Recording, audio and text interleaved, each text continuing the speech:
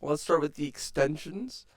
Of course, Yeah. Seattle signing Jared McCann the night that they played the Maple Leafs. 5 mil, 5 years. Yeah. I hear that they have a good relation.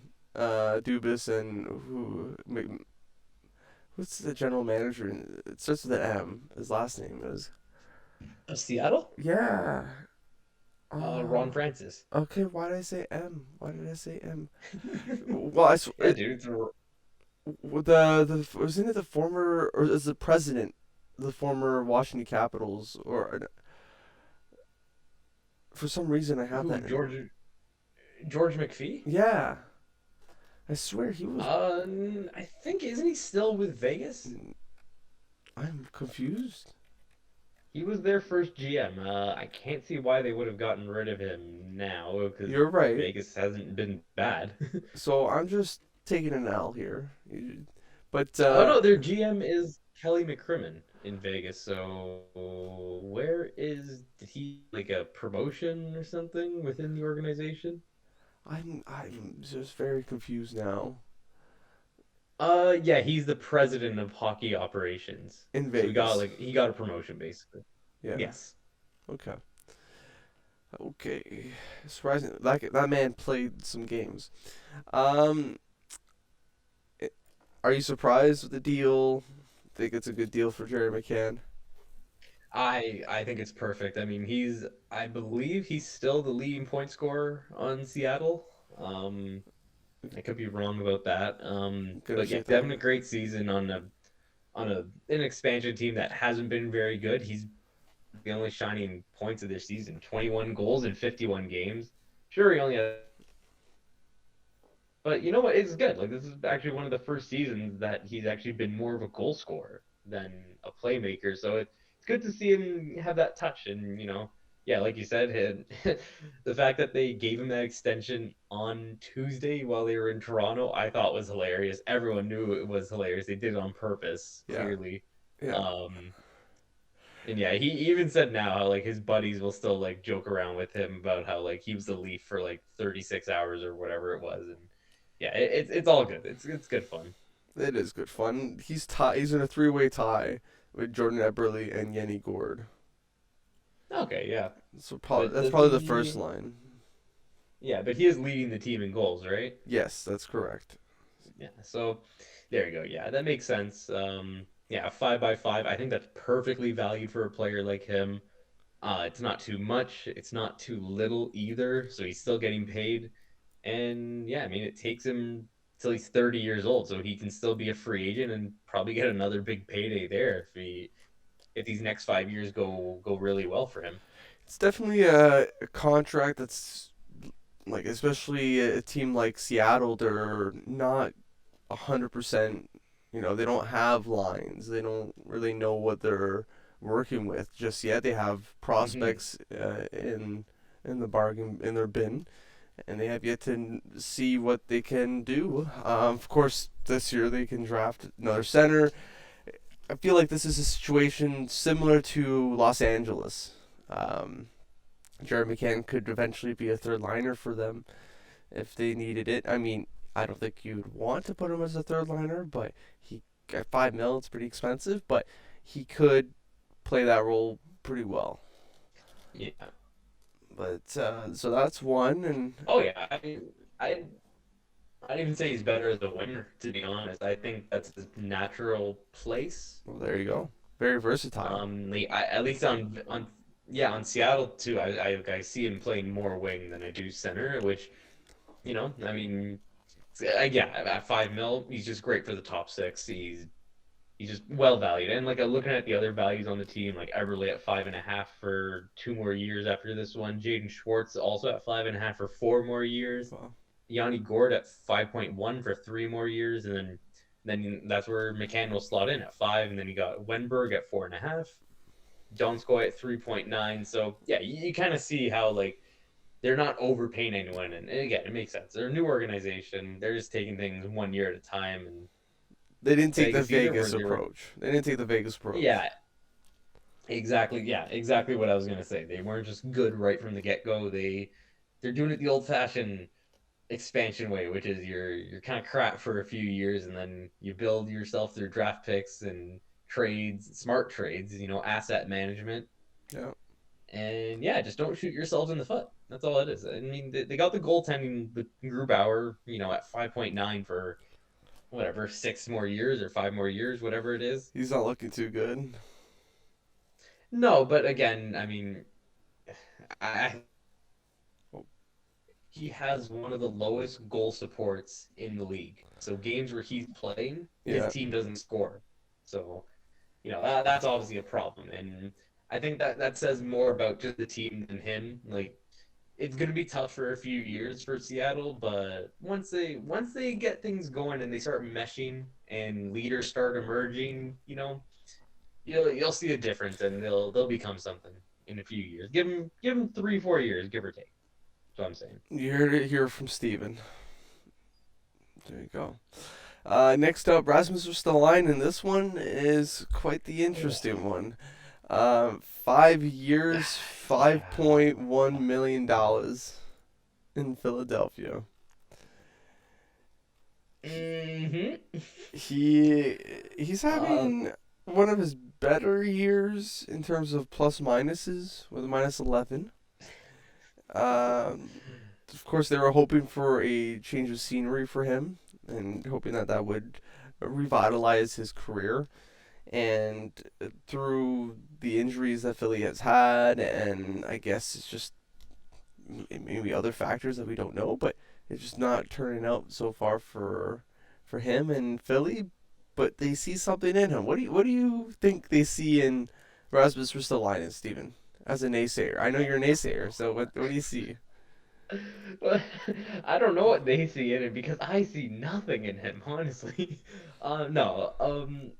I mean, he's got offensive ability, which is great. Like you do need defensemen like that. I'm not saying that he's totally unvaluable. I don't know what the word is. But like I'm not saying that he has no value. He does have value as a defenseman. Just I feel like he's never been on a team good enough like around him. He's always been expected to be that guy, Yeah, but like he's not. He's not the guy you can rely on. Um I think 5.1 it is a bit of a pay cut. He was making 5.4 against the cap for the past 6 years. So, you are taking 300,000 off that cap hit for 5 more years. I mean, I'm looking at Philadelphia's defense in those 5 years. Anyone else extended beyond next year besides him and Provorov at the moment? mm, Travis Sanheim expires at the end of next season. Justin Braun is up at the end of this year. Keith Yandel's up at the end of this year. They do have Ryan Ellis who goes on till the end of 2027. okay. So okay, so they have 3 guys now signed until at least 2020 or until at least 2025, and then Ristolainen and Ellis go to 2027. And like even when you match it up with the forwards too, Couturier he goes to 2030. Wow, yeah, I guess his extension kicks in next year. Jesus. Joel Farabee has a 5 year extension or $5 million extension that kicks in next year. Yeah, it's a 5 by 6. Kevin Hayes goes till 2027. I mean, yeah, I don't know. Scott Lawton being paid 3 million, like is he worth that even? Yeah, it just seems like the management there doesn't know what the hell they're doing.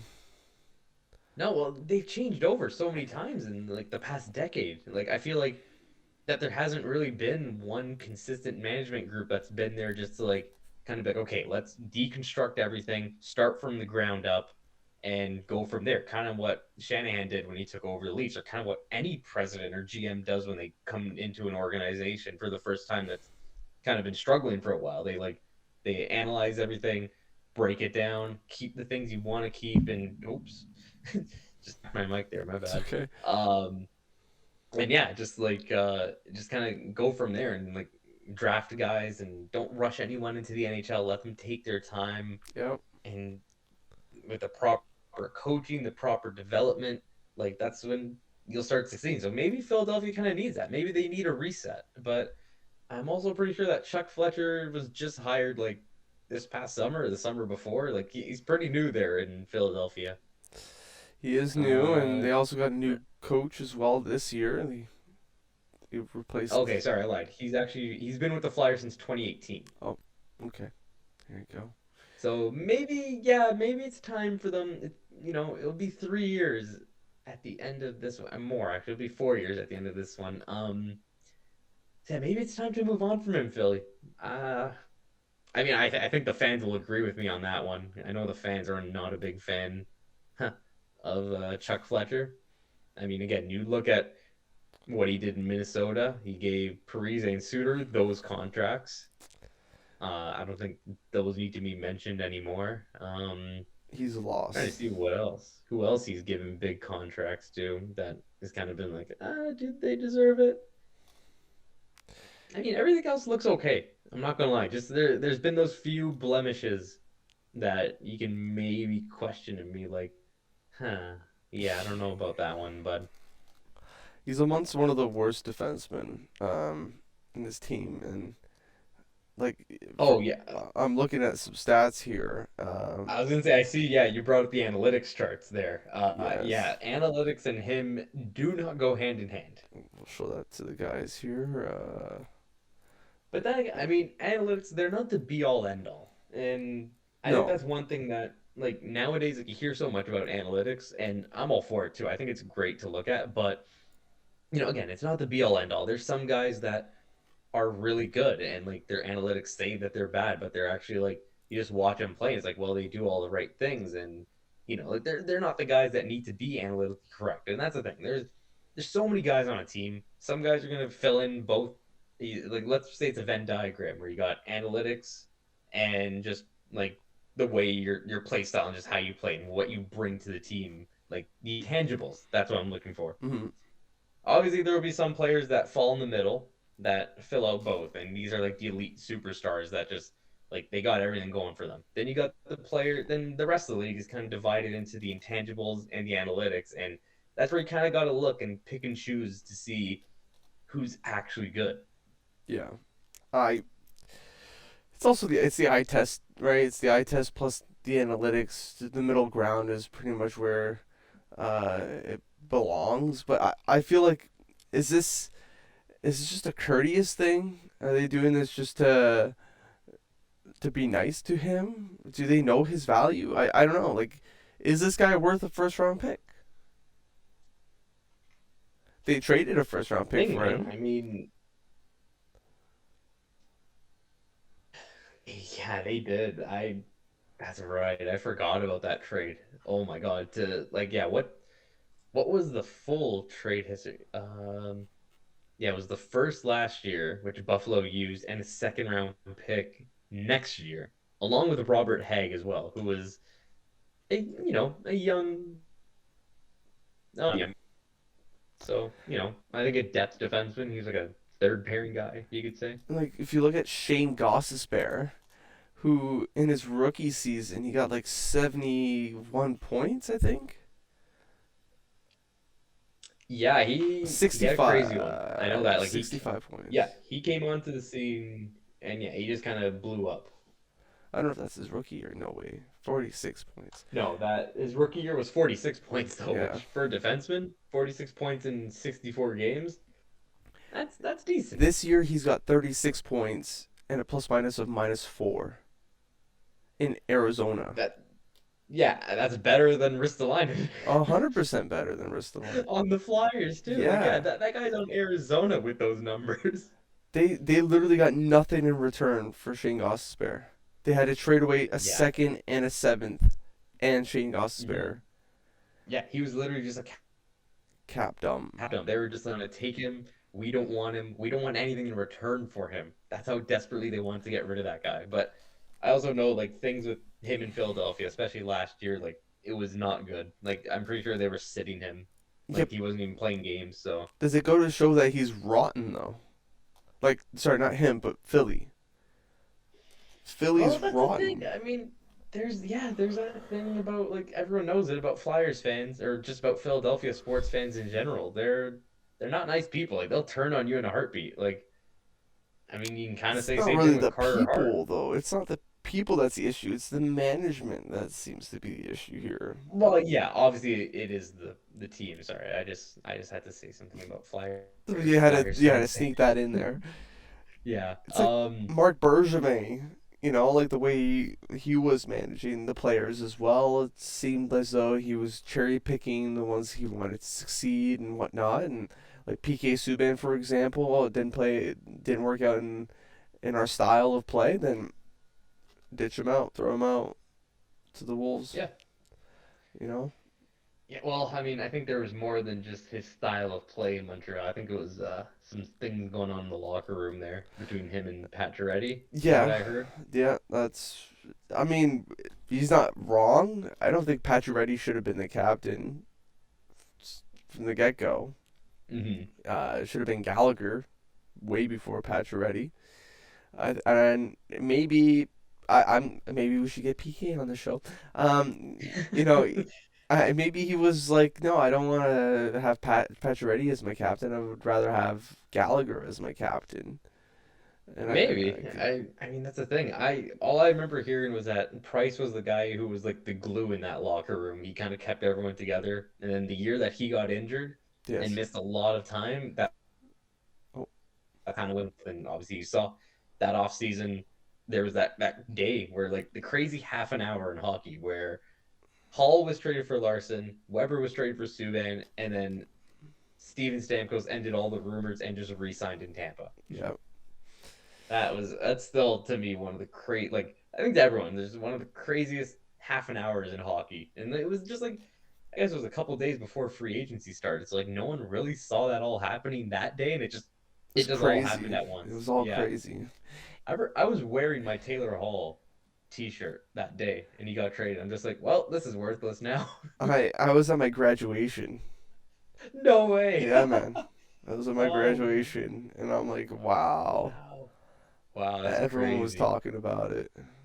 Yeah, that must have been awesome though to have that happen on that day. You then get to see everyone and just be like, "Holy shit, guys, what did we just witness today?" Definitely can't forget about it. It's not something that I'm gonna forget about next few years or forever. Oh It's yeah, just you'll always remember when your graduation day was from e- high school because of that. exactly. Not because of the moment of graduating, You just know, because of the just what happened that day in hockey. who Yeah, could wild. care less? I could care less about my graduation. Yeah, honestly, Honestly, screw my especially a graduation. high school graduation. This is also true.